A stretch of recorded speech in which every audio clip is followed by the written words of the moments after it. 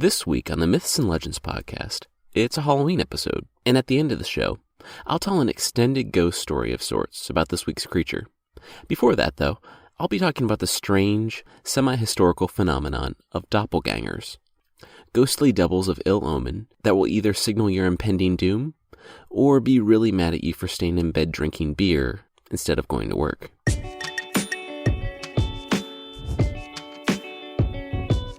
This is the Myths and Legends podcast, episode 14.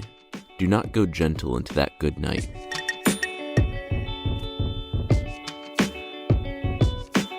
This is a podcast where I tell stories that have shaped cultures throughout history.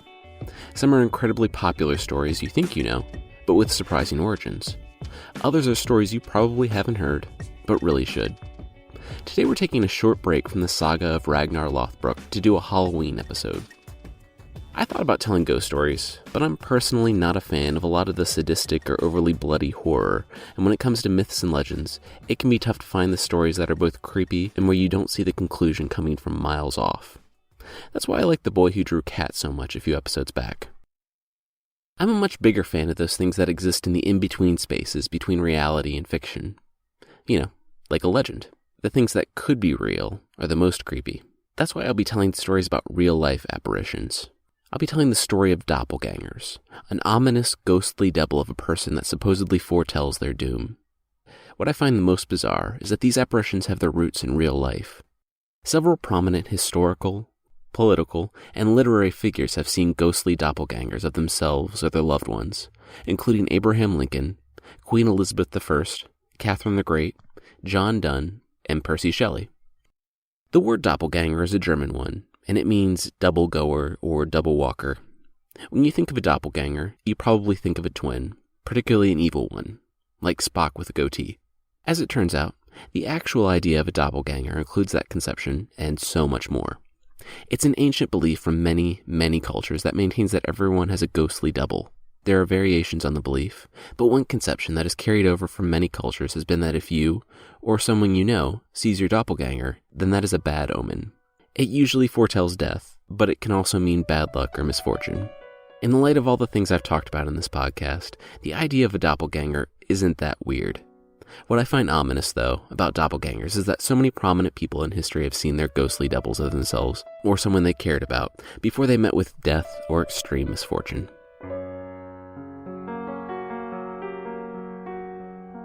The Romantic poet Percy Shelley was married to Mary Shelley, the author of the book Frankenstein.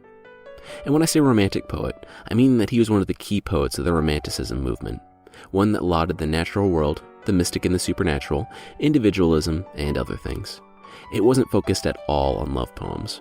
This is almost completely unrelated to the story, but as an English major, I've sworn a blood oath to correct mistakes in grammar, punctuation, and clear up common misconceptions about poetry wherever they may arise. It's something all third-year English majors have to do. Anyway, like many of the Romantic poets, Percy Shelley had a short and tumultuous life. 3 months before he died at the age of 29, Percy and Mary and friends rented a house on the Italian coast. Now, everyone was having a legitimately terrible summer. With the Shelleys, there was another couple, and Mary's stepsister, Claire. Things started out badly, as even before they got there, they hear that Claire's young daughter, recovering from an illness at a convent, had died at the age of 5. For some reason, they stayed on vacation, but everyone was forlorn. Mary and Percy Shelley did not have a great marriage, and when they weren't fighting in front of their friends and making things horribly awkward, they were very cold to one another. The stress was compounded since Mary was pregnant. Again. She had lost 3 out of 4 of her previous children to miscarriages, and she was rightfully terrified of having the baby. Percy starts to become a little unhinged. Standing out on the veranda at night, he's by himself when he sees, in the water, a small form slowly stand up in the darkness. It's a child, rising out in the surf, far off. The thing turns its head to look at the terrified Percy, and they lock eyes. It smiles a joyful, haunting smile, and Percy spins around to get his friend's attention. When he looks back, it's gone. A few weeks later, Mary was walking through the house when she collapsed. She suffered another miscarriage and was quickly bleeding out. Percy rushed her to the bathroom and forced her to sit in a bath of ice. She's kept from dying here, But Percy and the other guests cared for her over the next several days. 1 week later, Percy was standing out on the veranda, looking at the ocean, when he heard someone approaching him. He half looked, thinking it was his friend, Mr. Williams, but something caught his eye. Mr. Williams was dressed exactly like him. He turned around and found that it wasn't Mr. Williams at all. He was looking at himself. The being said one phrase to him. "How long do you mean to be content?" before it resumed its walk. When it got to the end of the veranda, it disappeared. Now, this is a little creepy, but not that noteworthy. I've worked in the field of neuropsychology research, and the brain does weird things when under stress, and Percy was under a lot of it. The only thing? This story was corroborated. Mrs. Williams, a friend of the Shelleys on vacation with them, was sitting at the window looking out near the end of the veranda a few days later. There were no doors in the back of the house beyond this window, and the only way off was a 20-foot drop down a wall. She saw Percy pass wordlessly, dressed as he's normally dressed, and then not return. She didn't think anything of it, and some time passed, and then she saw him stroll by again, from the same direction as before. The realization that this wasn't possible dawned on her just as he passed out of sight of the window, and she shot up and went outside, only to find the veranda empty. She rushed to the edge, but didn't see Percy's body on the ground at the bottom of the wall. Confused, she found someone and asked if Percy had jumped from the wall. The person said that Percy left that morning. He'd been miles away from the house all day. What was she talking about? Percy started to deteriorate further after that. He had visions of the house being overrun with the ocean, of himself strangling his wife Mary, and of Mr. and Mrs. Williams covered in blood. On July 1st, Shelley met up with his friend, Lord Byron, for a boat race about 50 miles down the coast. No word on how the race went, but a week later, Percy insisted that they must return to Larisi, despite warnings of bad weather. He, Mr. Williams, and an 18-year-old boy sailed north. A violent storm picked up, and another ship risked it to try to come and rescue them. For some reason, Percy refused and wouldn't let the other two leave the boat either. That would be the last time they were seen alive. 10 days later, the remains of the ship washed up on the coast. Percy Shelley was only identifiable by his clothes and the copy of John Keats' poems he had in his pocket. His face and hands had already been eaten away by the sea.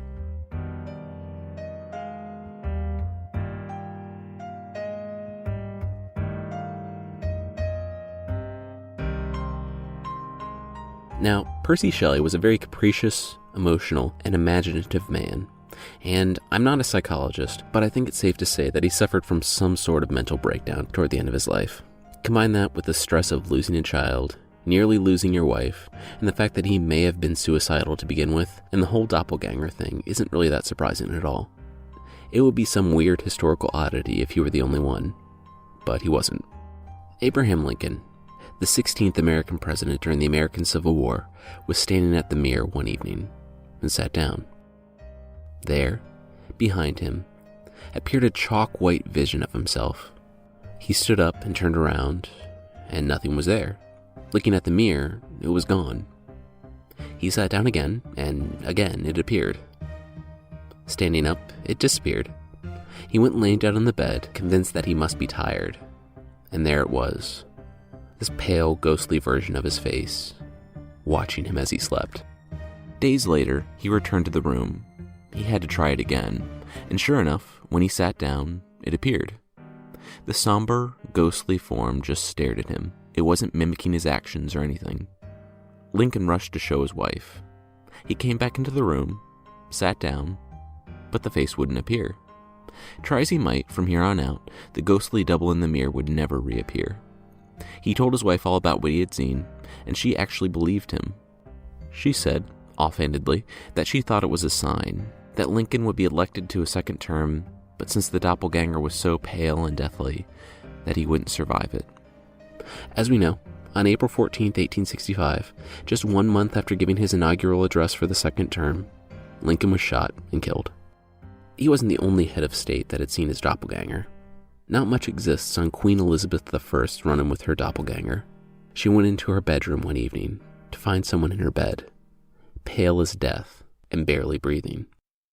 She got closer and realized it was her in the bed, She ran out to tell someone, and when the attendants returned to her, she found the bed empty, undisturbed. She died shortly thereafter. There was another world leader who, literally, did not take the news of her doppelganger lying down. Catherine the Great, the renowned 18th century Russian ruler, was surprised by knocking at her bedroom door while she slept. The 67-year-old empress rose quickly and learned that there was a ghostly double of her sitting on the throne. As she ran to the throne room, she yelled for the guards to follow her, which they did, and when they got there they saw the pale, ghostly form of Catherine the Great, sitting on the throne, taking no notice of her, and staring off into the distance. Not hesitating for a moment, she ordered the sentries to shoot it. What happened after she gave that order is lost to history, and the story could very easily be made up. But after reading so many people cowering in the face of fate after seeing their double, it was nice to see one not blindly accepting her doom, but instead ordering it shot. Unfortunately, even Catherine the Great couldn't escape the curse of seeing her doppelganger, and she suffered a fatal stroke soon after the event. When the friends of 16th century English poet John Donne came to get him for dinner, they found him terrified and anxious. His friends were confused. They had only left him for 20 to 30 minutes, but he seemed completely shocked. He pointed to a door in the room and told them a story. He heard something coming from the other room and thought it odd because he was sitting by the only door out to the hallway. He looked up and saw a woman walking slowly by the door. Her hair was down over her face. She was in a nightgown, and he couldn't tell who it was. He got up and walked to the door, asking her name and what she was doing there. He couldn't place it, but something was strangely familiar about her. She stopped in the middle of the doorway and slowly turned her head. When she did, he could see what her long, tangled, sweaty hair was hiding. It was the body of a dead newborn. He looked up into her face. It was the ghostly form of his wife. As soon as their eyes met, the woman and child vanished from the room. Unknown to the poet, that night, some say at the same time he saw the ghostly vision, his pregnant wife gave birth to a stillborn baby in a different city.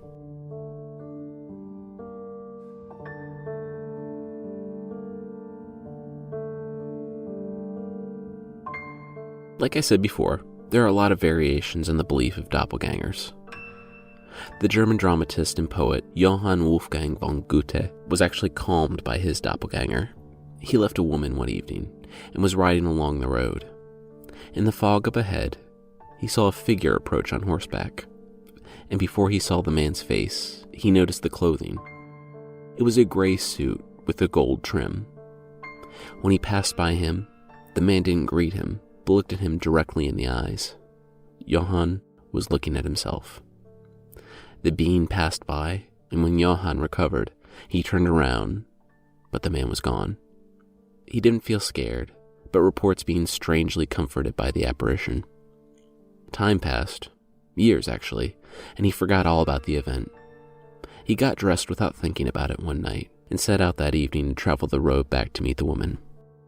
As he passed the spot where he had seen his double 8 years before, he suddenly remembered it, and looked down. He was wearing a gray suit with gold trim.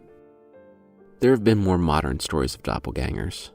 One of which I found pretty odd and interesting was more recent, about 25 years ago. A young man saw his doppelganger and interacted with it. Actually, it shook him so badly that he tried to kill himself. A 21-year-old man with seizures stopped taking his anticonvulsant medications. Worse, instead of taking his medication, he stayed in bed all morning, drinking beer. As drinking way too much beer before 10 a.m. will do, he began to feel sick and got out of bed. As he stumbled toward the bathroom, he heard something behind him and turned around to see himself, still laying in bed. Rather than be scared by it, he was angry. He was angry with himself for not going to work, for being irresponsible, for being drunk. He grabbed his doppelganger and shook it, screaming at it. Unlike all the other stories of doubles, though, he experienced something different. As he shook the man in his bed, his awareness jumped back into the double in the bed.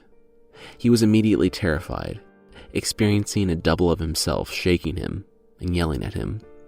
Then, his awareness jumped back into the man standing above himself in bed. yelling, then back to the man in the bed. Eventually, the line became too blurred as to who he actually was. He was so confused, he ran to his window, several stories up, and threw himself out of it because he couldn't take it. He survived, and they found that he had a brain tumor. When it was removed, his seizures stopped, and he never had that sort of experience again. Heutoscopy is the term used in psychiatry and neurology for seeing one's own body at a distance, and the doppelganger phenomenon can be considered as an out-of-body experience of sorts. As mentioned just now, it's been linked to epilepsy, and through stimulating different regions of the brain, it's been possible for over 10 years to simulate out-of-body experiences in the lab. I have one more story of a doppelganger. A French writer from the 19th century named Guy de Maupassant was sitting in a locked room, suffering from writer's block. He heard footsteps behind him, and was frustrated because he had said he was not to be disturbed. When he turned around, it dawned on him that the door had been locked. He watched himself walk across the room and sit down. Immediately, this image of himself, this other, began dictating to him. It was a story. He hurriedly took it down, and when he finished, the thing vanished in front of him. In the short story, the narrator senses a presence all around him, following him, watching him. He feels like he sees a shadowy man on the edges of his vision. He can't sleep because he knows it's watching him, and if he does fall asleep, he'll just wake up, feeling as if something was kneeling on his chest. His mind becomes dominated by thoughts of this man, this creature he calls the Orla. He learns that it's a ghost that follows people around, draining them of their life and of their sanity.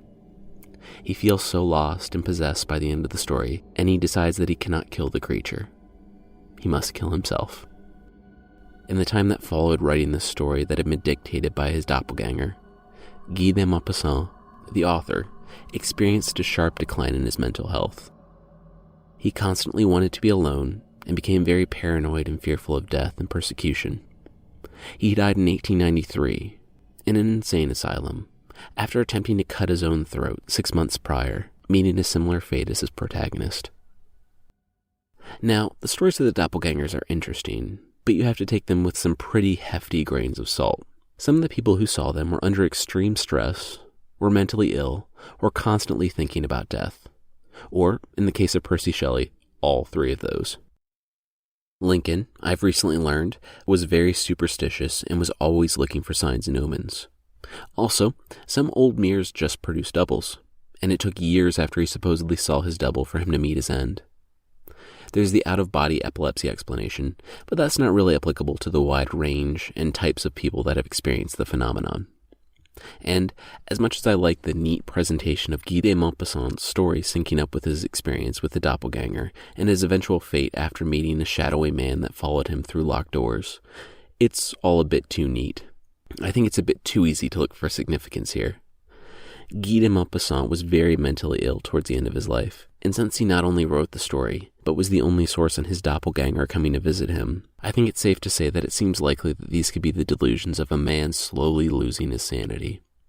Also, he contracted syphilis at a young age, which, left untreated, can lead to dementia. The doppelganger, to me, is more interesting as a metaphor. Those that see the doppelganger are looking at an inexorable fate, of the dark specter of mortality that stands just on the fringes of your vision, watching from the darkness. I think the responses are the most telling. You can be like Lincoln, calmly journaling about the signs and say you might not survive your second term. You can sink deeper into the abyss and resign yourself to your doom, taking the ship back in bad weather despite all advice to the contrary like Percy Shelley. Or, like Catherine the Great, you can try to defy your fate and order the guards to shoot it. That's it for the main show this week, but there's going to be an extended Creature of the Week in the form of a longer story, because it's Halloween. Because of the overwhelmingly positive response the Japanese folklore got a few weeks back, I found a story about a creepy Japanese creature. Next week, we'll finish up the story of Ragnar Lothbrok, and among the stories of him and his sons fighting a bunch of people and taking a bunch of things, there's a magical, invincible super cow that fights people, and I can't imagine why that was left out of the History Channel series. I want to say thanks to Ann Jen, Melissa, AJK Mom23, L/Smiley Face, Blue Bear, Smashy Face, Laura Rebecca, Cool King 918, Feather Dreams, Eliza Momo, Trust Ghost, Doki Roxy, Branadine, Pretty with a Please, and Munkala for the reviews on iTunes. You all are amazing, and I'm really grateful for the support. If you'd like to leave a review, iTunes is the best place, and you can go to itunes.mythpodcast.com. Also, I made a Patreon page. Patreon is a crowdfunding site where, if you want, you will be able to help support the show monetarily. You can pledge any amount of money you want, but for $5 this month, the same price as 3 dozen glow-in-the-dark plastic vampire teeth that will absolutely slice up your gums, you can have access to an extra episode this month, along with ebook versions of the sources I've used in the show. For the Fairy Tale Friday podcast, which will come out this Friday, I'm telling the original story of The Sleeping Beauty. If you were surprised that The Little Mermaid was so dark despite its fairly cheery adaptation, you need to hear this story. It's a story even the Grimm brothers looked at and thought they should probably clean up a bit. It will absolutely make me eat my words on Little Mermaid podcast, where I flippantly said it was the worst fairy tale I've ever read. It's a story that I'll likely never air on the main podcast because it definitely should not be heard by children. If you're interested, you can go to support.mythpodcast.com. Like I said before, the creature of the week will be in the form of a story, so I'll get right on with it. Muso Kukushi was a Buddhist priest in Japan, and he was lost. He thought he knew the way back home, but he should have been out of the mountains hours ago. Instead, he kept passing the same gnarled tree, the same streams, the same rocks. Worse, it was getting dark and cold, and he had only planned for a day trip. After the sunset, Muso had no light or food, and he was exhausted. He would have to seek out a cave or somewhere to sleep until morning. Traversing these mountain paths in nothing but moonlight, he risked breaking a leg or plummeting off a cliff face. He broke off the road and climbed one of the smaller hills, looking for any sort of shelter. He didn't find a cave, but far off he saw a hermitage sitting atop a hill. A small, one-room stone structure built for solitary priests. He clambered towards it. He was surprised to see that despite parts of it crumbling from disrepair, there was a light on inside. He walked up to the hermitage and knocked on the wooden door. A priest flung it open in terror and looked this way and that behind Muso, and then at him. Relieved that it wasn't bandits or, a giant rat goblin, Muso made to enter, but the old priest blocked his way. He said there wasn't room here. Muso would have to find somewhere else. Muso said, "Look around. We're on a deserted hill and the night is only getting colder. I don't know the area. Let me in." The old priest refused, though, and said that there was a little hamlet down the valley to the east. The man might be able to find lodging if he leaves right now. The priest stuck his head out and looked both ways down the path, gave Muso one last scared, disapproving look, and slammed the door. Given that he had no other options, Muso picked his way down the mountain and saw a small hamlet nestled in the valley, along the road. Finally, he would be able to stay the night there and then make his way back to his temple the next day. The hamlet was just a sprinkling of farms and cottages in the valley, and Muso came to the headman, or chief, of the village, and was warmly received. The man was happy to see a priest, but seemed preoccupied as he brought Muso to a room. Also, there were 50 people in the main room, talking nervously and milling around. But the headman didn't address that, and the priest didn't ask. He was tired, hungry, and it wasn't uncommon for the chief to have large meetings in his house. The chief supplied the priest with food and bedding, excused himself as having to attend to other business, and slid the screen to the priest's room shut. The priest shrugged, ate his dinner, and immediately collapsed in exhaustion in the bedding.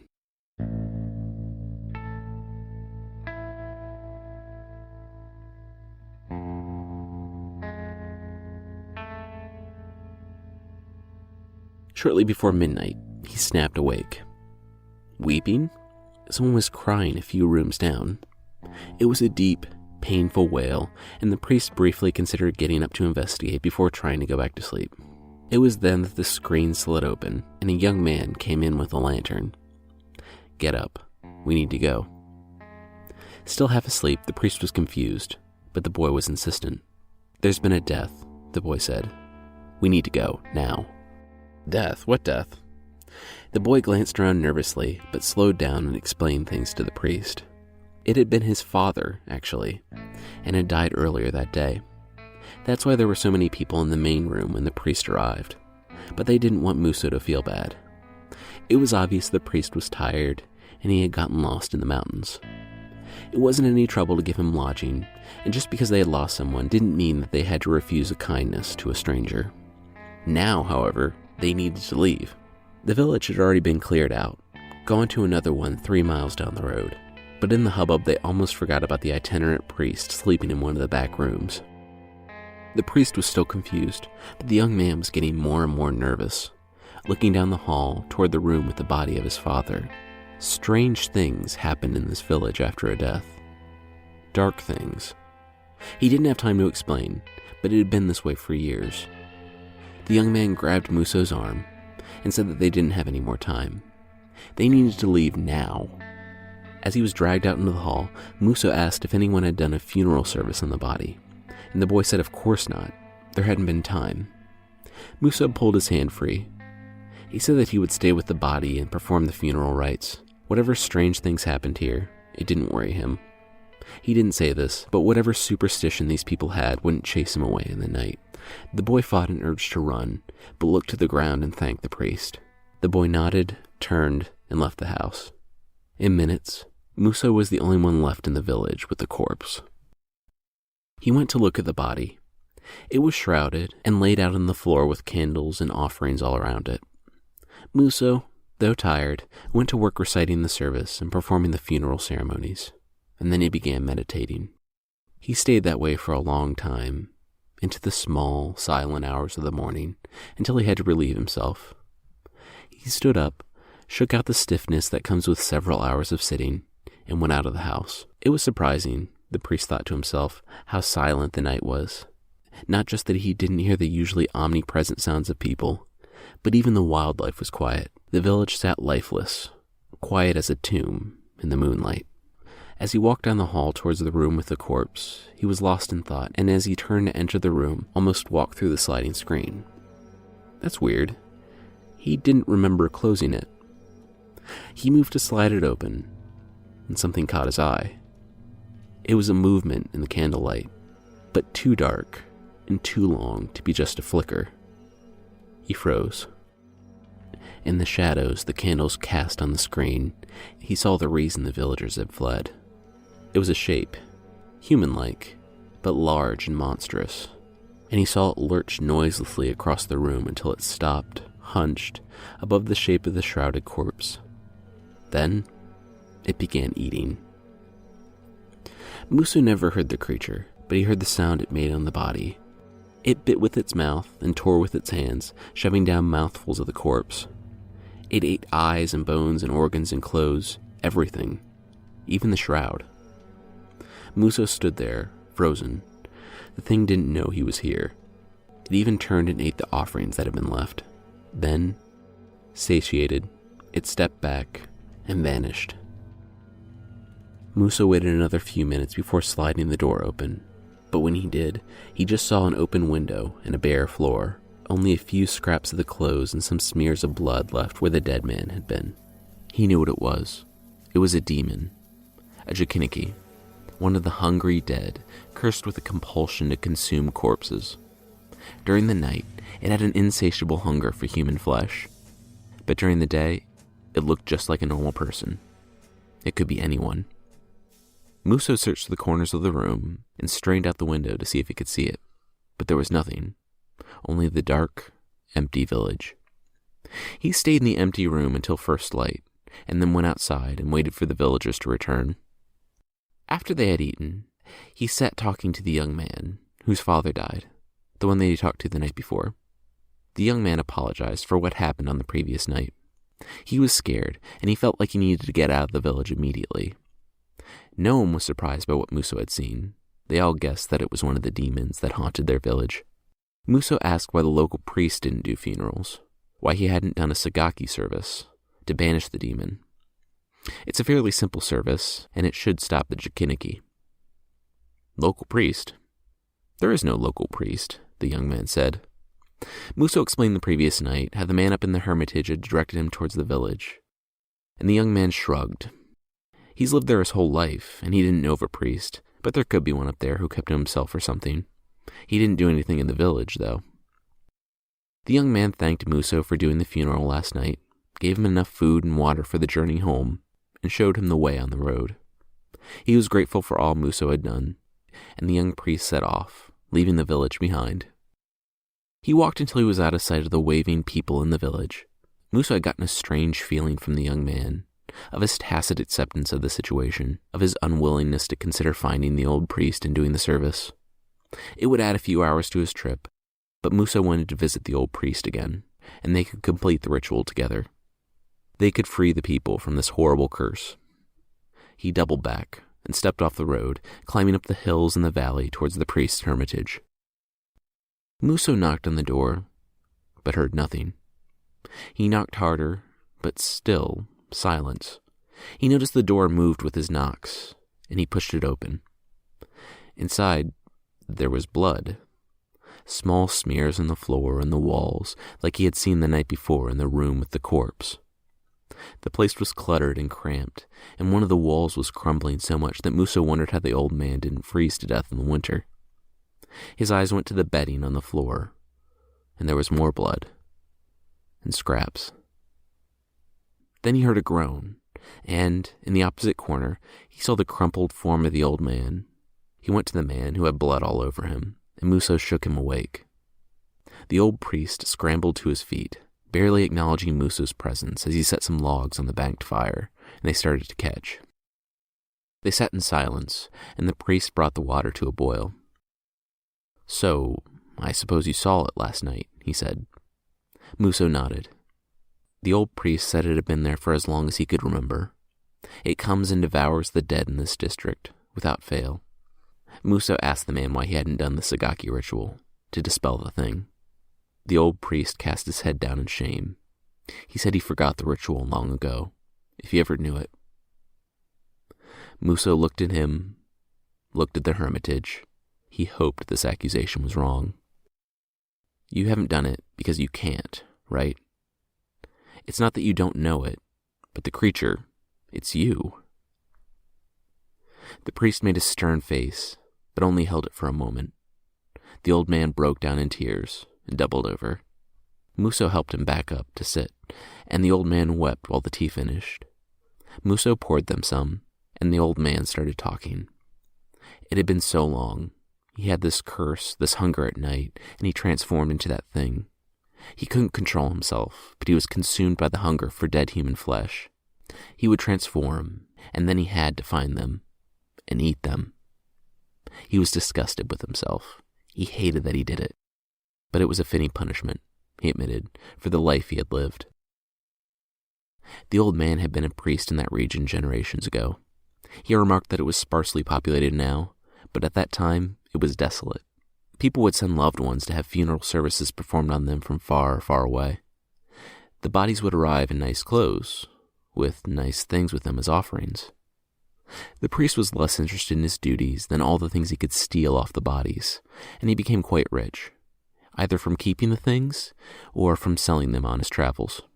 Rich or poor, honorable or shameful, death comes for everyone, and it came for him one lonely winter night when the old man died of a heart attack in the hermitage, surrounded by his wealth. He knew it was coming and had accepted it, but as his life faded, a strange hunger grew. As soon as his body was still with death, he snapped back awake. He had been transformed into this demon. His exterior finally reflected the greedy monster he had been all his life. And so he fed, for all these years. The first dozen times he had been horrified by it, watching it and being both unable and unwilling to stop himself. Now, he had resigned himself to this hell. He couldn't do the ritual for himself. Muso put his hand on the shoulder of the priest. This man had been a black mark on the priesthood during his life, and he was now a monster in death. Even still, he had served his penance. He had been punished enough. Muso squeezed the shoulder of the weeping priest, knelt down beside him, and closed his eyes. He began reciting the Sagaki service, the one that would free the insatiable dead from their hunger.